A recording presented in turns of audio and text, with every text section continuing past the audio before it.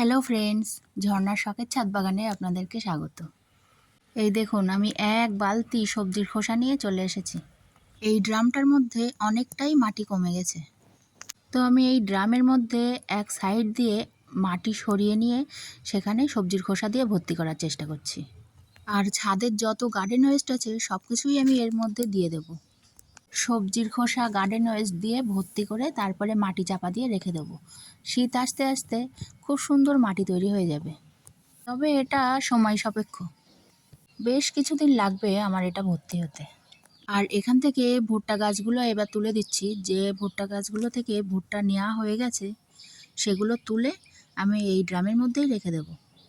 যেহেতু এই ড্রামের মধ্যে আমার এখন আর কোনো সবজি নেই, তাই সবজির খোসা আর গার্ডেন ওয়েস্ট দিয়ে মাটি তৈরি করার খুব ভালো জায়গা পেয়েছি আমি। আর এই ভুট্টা গাছটায় এখনও একটা ভুট্টা আছে, তো গাছটাকে রেখে দিলাম। আর এদিকে দেখুন, আমি নিচের বাগান থেকে বেশ কিছুটা নিমের পাতা এনে শুকিয়ে নিয়েছি। কেমন শুকিয়ে কড়কড়ে করে নিয়েছি সেটা আপনারা শব্দ শুনেই বুঝতে পারছেন। এবার আমি এই পাতাগুলোকে একটা পেপারের মধ্যে সংগ্রহ করে রেখে দেব। যখন কোনো গাছ বসানোর জন্য মাটি তৈরি করব তখন এক দুমুঠো করে দিয়ে দেব, দিলে নিম খোলের কাজ করবে। আর এই নিমের ডালগুলো যেখানে সবজির খোসা পচাতে দিয়েছি ওখানে দিয়ে দেব, দিলে একসঙ্গে পচে গিয়ে সার তৈরি হয়ে যাবে। এই বর্ষার মধ্যে এই নিম পাতাগুলো শুকাতে কিন্তু আমার বেশ কিছুদিন সময় লেগেছে। বর্ষার ফাঁকে ফাঁকে যেটুকু রোদ্দুর হয়েছে সেটুকু কিন্তু আমি মিস করিনি। তো যাই হোক, নিম পাতাগুলো সব আমি তুলে নিয়ে এবার ছাদটাকে ভালো করে ঝাড় দিয়ে পরিষ্কার করে নিলাম। ছাদটা দেখেছেন, দীর্ঘদিন বৃষ্টিতে যে শ্যাদলা পড়েছিল সেটা রৌদ্রে শুকিয়ে কালো হয়ে গেছে। দেখতে এখন বেশ খটখটে শুকনো লাগছে, তবে বৃষ্টির জল পড়লেই আবার এখানে স্লিপ হবে। ছাদ বাগানে টুকটাক কাজ সেরে নিলাম। এবার চলুন কিছুটা সবজি হারভেস্ট করি। এখন প্রথমেই তুলে নিচ্ছি কলমি শাক, এবার তুলে নিচ্ছি সঞ্চি শাক। কলমি শাক আর সঞ্চি শাক একসঙ্গে রান্না করব। এবার কয়েকটা লঙ্কা তুলে নিচ্ছি। বেশ কয়েকটা লঙ্কা আমি এখান থেকে পেলাম।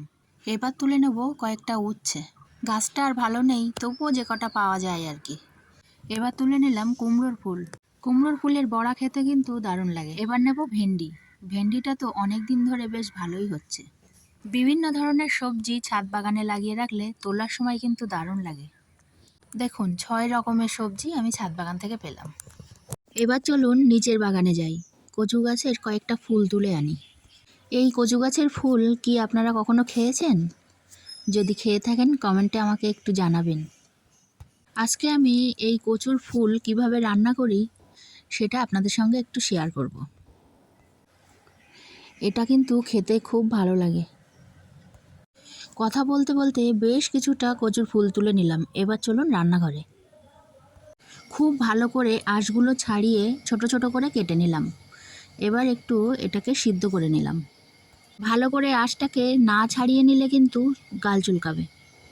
এবার কড়াইতে তেল দিয়ে 5 ফোড়নও দিয়ে দিলাম। কিছুক্ষণ নাড়াচাড়া করে নিয়ে এবার পেঁয়াজ আর কাঁচা লঙ্কা দিয়ে দিলাম। আর মশলা হিসাবে আদা, রসুন আর কাঁচা লঙ্কা বেটে দিলাম। এবার কচুর ফুলগুলোকে দিয়ে একটু নাড়াচাড়া করে পরিমাণ মতো লবণ আর হলুদ দিয়ে দিলাম। এবার বেশ কিছুক্ষণ ধরে গ্যাসের জোরটাকে কমিয়ে দিয়ে নাড়াচাড়া করতে হবে।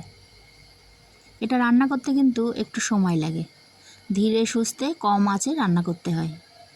নাড়াচাড়া করতে করতে প্রায় হয়ে এসেছে। এবার সামান্য একটু চিনি দিয়ে দিলাম। এবার নামিয়ে নিলেই রেডি কচুর ফুলের রেসিপি। গাছে কয়েকটা ঝিঙে হয়েছে, চলুন গিয়ে পেড়ে আনি। এই দেখুন, আমাদের অ্যাসবেস্টারের চালে আমি একটাই ঝিঙে গাছ তুলে দিয়েছিলাম। একটা গাছেই এই অ্যাসবেস্টারের চালটা ভর্তি হয়ে গেছে। ওখান থেকে ঝিঙেগুলোকে তো আমি পাড়তে পারবো না, তো আমার ছেলে এসে ঝিঙেগুলোকে পেড়ে দিল। আর নিচে একটা ঝুল ছিল, এটা আমি পেড়ে নিলাম। দেখুন বন্ধুরা, আমার ওই একটা গাছেই কতগুলো ঝিঙে হয়েছে। আমার এই ভিডিওটা যদি আপনাদের ভালো লাগে তাহলে লাইক, কমেন্ট, শেয়ার, সাবস্ক্রাইব করে আমার পাশে থাকবেন।